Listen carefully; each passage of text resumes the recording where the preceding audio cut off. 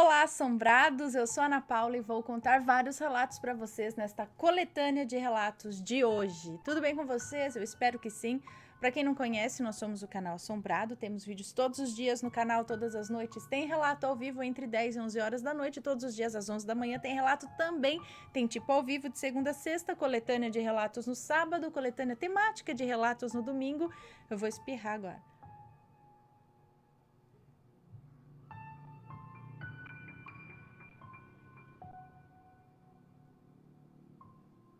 Ah, meu Deus. Ai, que frustração! Como é ruim! Vocês já passaram por essa sensação que o espirro ele vem aqui e não acontece. É triste. Mas vamos lá, então. Até perdi, hein? Tem coletânea temática de domingo, 12:30 todos os dias. Tem vídeo do Matheus com o Almanaque Assombrado, de segunda a sexta. Notícias de sábado e domingo. E de domingo tem especial também, tá bom? Temos a nossa loja virtual, a loja Assombrada, onde você encontra este moletom que eu estou usando. O mais novo produto aí da loja Assombrada, que já tá cheio de pelo, porque eu uso ele todos os dias nesse friozinho, gente. É uma delícia. É aqui, ó, brilha no escuro, tá? O moletom aqui e aqui dentro, ó. Todos esses simbolinhos brilham no escuro, junto com este daqui, tá? Ele é todo forrado, tem bolso aqui, ó, pra esquentar as mãozinhas na barriga. E ele está em pré-venda na loja, tá? Aproveita, vai lá, dá uma fuçadinha e garante o seu. E vamos começar, mas antes, né? Não se esquece de deixar o like no vídeo. Mas vamos lá, começar com os relatos de hoje. Primeiro relato de hoje é este, o caçador sem cabeça. É um moço que nos conta, do Rio Grande do Norte. A minha família é muito sensível e já viveu grandes emoções sobrenaturais. Eu vou apresentar agora uma delas, que aconteceu com meu avô, Fulano, e com seu irmão, Ciclano. Esse relato se passou em meados da década de 1976, da década de 70, né? Por volta de 1976, em um interior do Rio Grande do Norte, onde o meu avô Fulano morava. Meu avô é aquele tipo de cara bruto do interior, não gosta de mentira ou conversas bobas. Acredito na veracidade de suas histórias, pois sempre que ele nos conta, a história é sempre do mesmo jeito, sem aumentar ou diminuir os fatos. Naquela época, os tempos eram difíceis, poucos recursos e, muitas vezes, para comer era preciso caçar. Em uma madrugada escura, meu avô chamou seu irmão, Ciclano, para caçar passarinho na mata que tinha ao redor de onde eles moravam, que por sinal era muito fechada e até assustadora. Eles levavam consigo gaiolas e algumas ferramentas como estilingue e facas.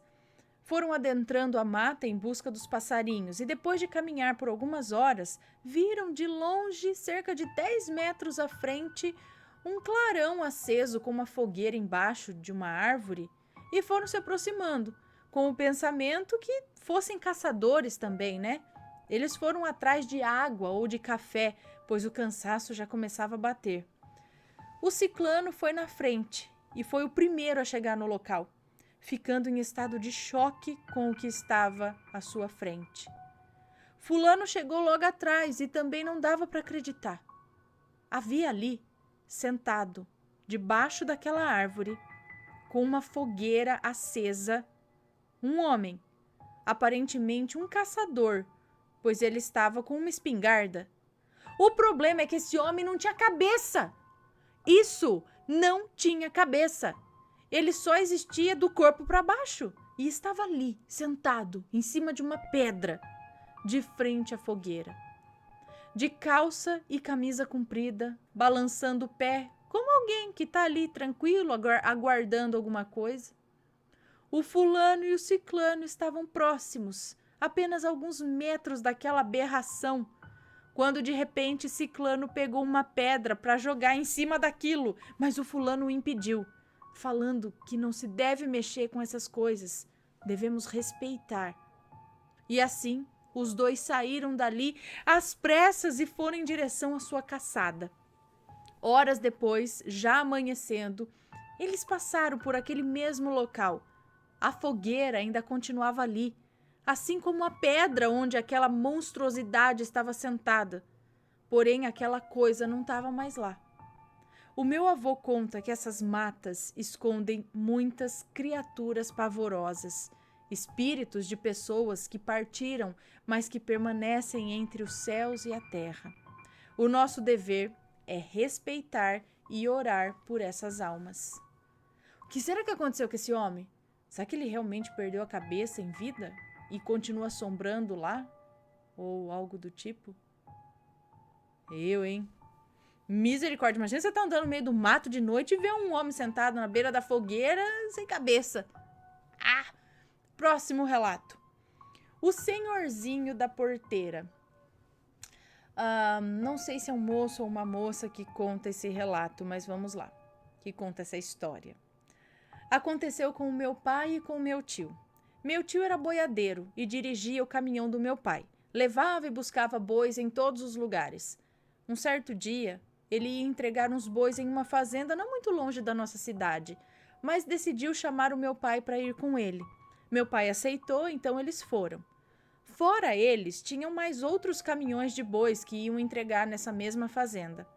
Os caminhoneiros eram amigos do meu tio, todos trabalhavam juntos. Então chegaram na estrada de terra. Meu tio era o que ia na frente de todos os caminhões. Ele era o primeiro. Então, antes dele chegar na primeira porteira, ele viu sair de uma casinha um senhor, magro, baixo, de chapéu na cabeça. Esse senhor abriu a porteira para eles. Então o meu pai e o meu tio desceram do caminhão para agradecer e falaram que iam entregar uns bois ali na fazenda. Então o senhorzinho indicou uma estrada e falou para eles irem por lá, porque tinha cascalho e a outra estrada que dava acesso à fazenda estava lisa, porque aquele dia tinha chovido. Então meu tio e meu pai agradeceram, ele falou que podiam ir, que ele fechava a porteira. Depois de um tempinho, todos chegaram na fazenda, eles deixaram os bois e, conversando com o dono da fazenda, este perguntou por qual estrada que eles tinham vindo. Então meu tio falou pela estrada de cascalho, né? Por qual estrada? E disse que o senhorzinho que morava ali naquela casinha tinha falado para eles irem por ali. E aí o dono da fazenda perguntou: que senhorzinho? E aí o meu pai explicou. Qual senhorzinho que era, né? E qual não foi a surpresa quando o dono da fazenda falou que não morava ninguém naquela casa, que o único senhor que tinha morado lá já tinha morrido há muito tempo. Meu pai falou: não, impossível, nós falamos com ele, ele abriu e fechou a porteira pra gente. Então o dono da fazenda chamou a mulher dele e ela confirmou que naquela casa não morava ninguém há um bom tempo. Na hora de ir embora, eles tinham que passar de novo pela mesma porteira. E como meu tio e meu pai eram bem espertinhos, passaram primeiro e deixaram o coitado do último caminhoneiro fechar a porteira. Porém, o moço disse, mais tarde, pro meu tio, que não fechou a porteira, não. Ele foi embora e largou aberta. Ficou com medo de descer do caminhão, filho. Ver o senhorzinho que não tava lá, hein?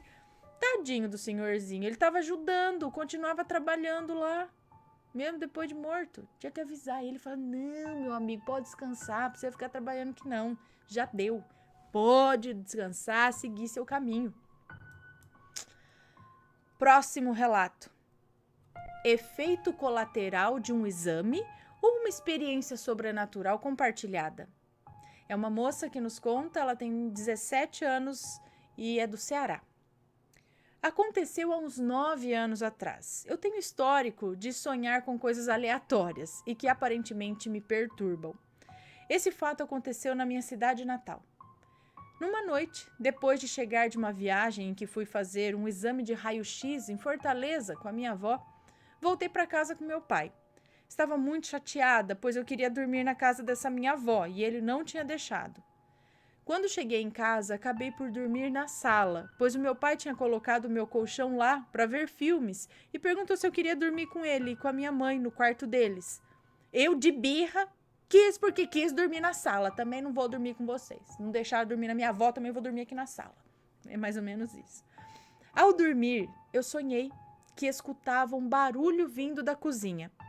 Mas para ir lá ver, eu precisava passar por um pequeno e escuro corredor, bem assustador para uma pessoa medrosa. Porém, corajosamente, até parece, né? Mas eu me levantei e fui conferir o que era aquilo. Lembro de ter olhado os meus pais dormindo no quarto, pois a porta estava aberta e o quarto deles ficava no início do corredor. Quando cheguei na cozinha, vi um vulto, mais escuro do que o próprio escuro, que era assustadoramente grande e que se virou quando eu olhei. Assustada, eu corri para o quarto dos meus pais e os sacudi tanto, que eu fiquei até meio tonta de tanto que eu sacudi. Porém, eles não sei como não acordaram. E eu vi a sombra vindo na minha direção e aí eu corri para o meu colchão na sala, me jogando lá e me cobrindo toda com cobertor. A sombra estava pairando em cima de mim e quando fechei os olhos com muito medo, eu acordei. Olhei para o corredor ainda escuro e pensei que nem por R$ 1.000.000 eu ia conferir se aquilo era mesmo verdade, se aquilo era real ou não. Incrivelmente, consegui dormir e sonhei de novo com o meu primo. Ele era uns 2 anos mais novo do que eu. Nessa época, então, o primo devia ter uns 7 anos. Se ela... Não, menos? 5, sei lá. Se ela tem 17, isso foi há 9 anos atrás, então era bem novinho. Meu primo, cadê?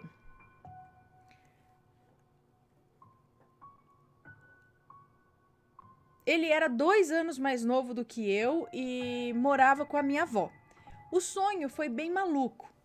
Então eu prefiro não comentar sobre o sonho. Entretanto, o maluco mesmo da situação foi quando o dia amanheceu e fui para a casa da minha avó, como fazia todos os dias. E para minha surpresa, o meu primo perguntou o que eu tinha feito lá na casa da minha avó pela noite. E eu ri de nervoso, pois eu não tinha ido lá. Ele então contou que me viu atravessando o corredor até a cozinha da minha avó e quando foi lá ver, eu já não estava mais. E eu fiquei tipo, como assim? E o pior, foi a minha avó confirmando o que ele tinha falado. Ela disse que ele veio correndo, tipo um flash, para a cama, com medo e com falta de ar. Parando para pensar nos dias de hoje, é como se ele tivesse visto o que eu fiz dentro do meu sonho. Será? Naquele tempo eu pensava que aquele sonho foi por conta do raio-x que eu tinha acabado de fazer. Tinha, sei lá, um efeito colateral talvez. Mas e o meu primo? Espero que alguém possa me fornecer alguma explicação. Não, raio-x não tem esse tipo de efeito colateral. Mas, peraí, eu não entendi se o que o seu primo viu foi... porque você teve o sonho com a sombra e o sonho com o seu primo. Ele teria visto você nesse sonho que você não contou com o primo ou durante quando você viu a sombra? Enfim, de qualquer forma, o que eu acredito é que talvez não seja só sonho, talvez você saia do corpo e fora do corpo algumas situações acontecem, não sei. Então talvez você tenha saído do corpo e ele te viu lá e você foi para casa da sua avó e sei lá, ou algo assim, entendeu? Ou ele também saiu e vocês se viram no astral, algo assim. Próximo relato. Quando elas menos esperavam, algo importante reapareceu. Os nomes estão trocados. Todos aqui são sempre trocados, tá? Esse fato aconteceu comigo. Eu não sei se é moço ou moça. Vamos descobrir ou não. Esse fato aconteceu comigo no ano de 1996. Eu tinha 12 anos. Minha mãe e meu pai tiveram uma infância muito humilde. Ele no campo, no interior da Paraíba, e ela na periferia da cidade do Rio de Janeiro. Então, tudo que eles podiam, eles faziam para que a minha infância e a da minha irmã fosse melhor do que a deles. Meu pai era tão pobre que só teve comemoração de aniversário depois de adulto. A gente adorava fazer festa para ele. Minha mãe fazia seus bolos tortos, sempre com glacê branco e umas bolinhas prateadas que eram moda na época. Eu lembro, eu odiava aquelas bolinhas. O troço duro, não tinha gosto de nada. E aí você mordia... Eu não sei qual era o intuito daquilo, era só enfeitar, eu acho, porque quando eu via aquelas bolinhas, tipo, parecia um chumbinho, mas era moda. Concordo, era moda, todo bolo de casamento tinha, bolo de aniversário, ixi, era assim. Enfim. Meu pai era muito inteligente, ele lia e escrevia muito bem. além de ser ótimo em matemática, porém só estudou até a 4ª série. Já minha mãe teve um pouco mais de sorte, conseguiu terminar o ensino médio. Eles trabalhavam muito e conseguiam manter o lar com conforto para pessoas pobres. Tinham um pouquinho de tudo, mas do mais simples. E éramos felizes. Eles adoravam comprar material escolar para a gente, pois não tiveram isso quando pequenos. Nesse ano, as coisas estavam mais apertadas financeiramente. Porém, a minha mãe conseguiu comprar os meus livros e uma pasta vermelha, muito bonita, que pra gente, assim, era um artigo caro. A pasta era para levar os livros sem amassar. Certo dia, nós saímos do meu curso de datilografia, que eu fazia 2 vezes por semana após a escola em um outro bairro, e fomos ao mercado, no bairro onde eu morava. Dentro do mercado eu me distraí, empurrando o carrinho de compras e esqueci da pasta. Já estávamos saindo do mercado com as compras quando a minha mãe notou que eu não tinha a pasta. Ela ficou preocupada por conta dos livros e eu quase chorando porque eu amava aquela pasta e sabia que não ia poder comprar outra. Voltamos ao mercado e o gerente, sem a gente descrever a pasta, falou que realmente me viu com ela e a descreveu pra gente direitinho. Falou que o que chamou a sua atenção foi o fato dela ser vermelha e ter vários adesivos de esportes. Ele anunciou no microfone, mas ninguém achou. A moça do caixa ficou com pena, disse que também me viu entrar com a pasta, mas na hora de passar as compras eu não a tinha mais. Fomos embora muito tristes. Na semana seguinte, fui à escola e minha mãe avisou do ocorrido e que eu ia demorar para comprar os livros de novo. Minha mãe ficou muito triste e rezou, pedindo para que, por um milagre, alguém do mercado achasse essa pasta. Na terça-feira, eu saí da escola e fui para o meu curso de datilografia. Qual não foi a minha surpresa quando a minha professora disse: "Menina, como você estudou sem os seus livros? Esqueceu sua pasta aqui." E lá estava a pasta nas mãos dela. Ela disse que encontrou embaixo da cadeira em que eu estava sentada no curso. Mas como se eu perdi a pasta no mercado, em um outro bairro? E todos que me viram com a pasta no mercado? Olha, eu acredito que algum espírito bondoso teve permissão para nos ajudar. Cara, pensa assim, tá, vamos pensar numa resposta. Talvez alguém que te viu com a pasta, sabia que a pasta era sua, ou até mesmo da sua escola, que era uma pasta meio personalizada. Alguém da sua escola viu que você deixou a pasta lá, catou. Alguém da datilografia, alguém do curso de datilografia que também te conhecia na escola, sabia já que a pasta era sua. Então, achou no mercado, levou para casa e, como sabia que era sua, deixou embaixo da sua carteira para te entregar. Mas aí você pensa, isso é muito esquisito, por que a pessoa não vai se identificar? O que é normal da situação? Tá, a pessoa conhecia, achou a pasta, pegou, você guarda com você e quando você vê a pessoa, você fala, olha aqui o que eu achei no mercado, você esqueceu. Agora deixar lá de fininho e sair? Uma pasta de escola com livro, se fosse algo, uma carteira, que tivesse algum valor dentro, a pessoa surrupiou um dinheirinho e deixou o resto lá, deixa lá quietinho, não vi, não sei, só peguei o dinheiro, sabe? Para ter uma explicação. Mas eu acredito mais nesse lance do sobrenatural aí. Como? Ela entrou com a pasta no mercado, saiu sem, tem testemunhas e como que a pasta foi aparecer embaixo da carteira dela na datilografia. Muito legal. Um pequeno milagre. Próximo relato. Um espírito na casa dos meus avós. É uma moça que nos conta e ela é de Diadema, São Paulo.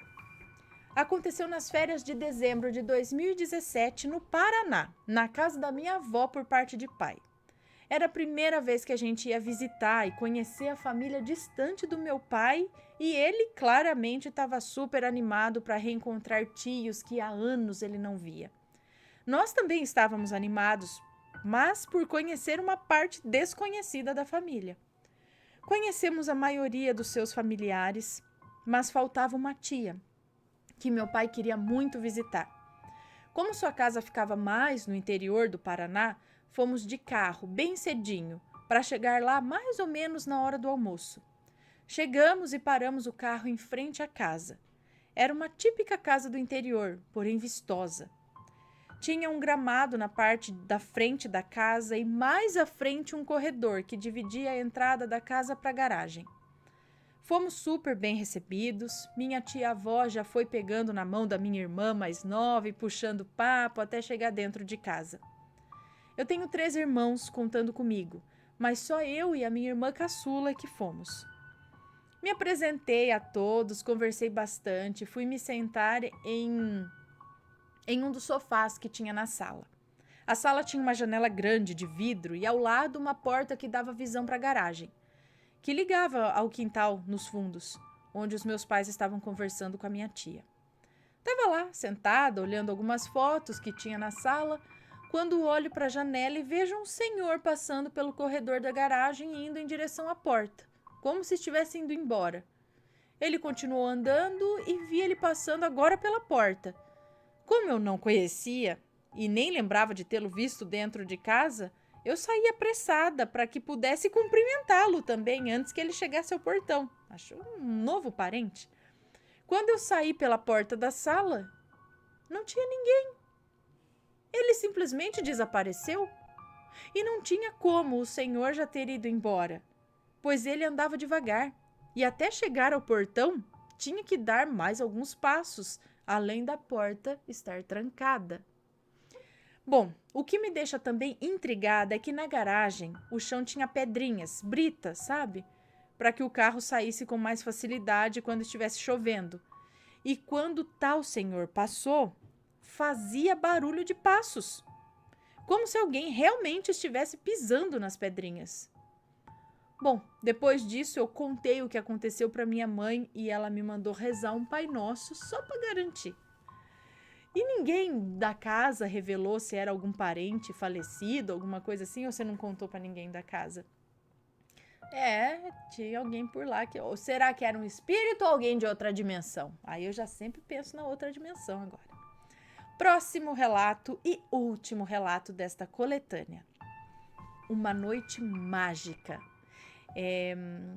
Também não sei se é um moço ou uma moça, mas vamos lá. Quando aconteceu, eu estava na casa dos 30 anos e hoje, aos 50 e alguns anos, nunca me esqueci daquela noite mágica na cidade do Recife, à beira-mar. Era uma noite com muito vento, ouvia-se as palhas dos coqueiros sibilando junto ao som das ondas e uma tempestade se aproximava. Adoro. Fomos dormir e o meu ex-esposo, acho que é uma moça, fomos dormir, eu